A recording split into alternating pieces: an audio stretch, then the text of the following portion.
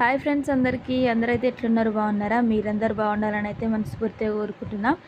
ఏంది భూమిక ఏమో చేస్తున్నామని చూస్తారా? ఇగో నేనైతే ఇక్కడ కాకరకాయ కారం చేద్దామని కాకరకాయలైతే ఇంపుతున్నా, అంటే ఫ్రై చేస్తున్నా. మా వాళ్ళు అయితే నన్ను అడిగారు, మొన్న చేసినావు కదా బాగుంది మళ్ళీ ఒకసారి చేయమని. వాళ్ళు అడగడం నేను చేయకపోవడమా? నన్ను ఎవరైనా నాకు వచ్చింది చేయమంటే మాత్రం నేను కంపల్సరీ చేస్తా. వాళ్ళ కోసమే, మా వాళ్ళ కోసం అయితే చేస్తున్నా.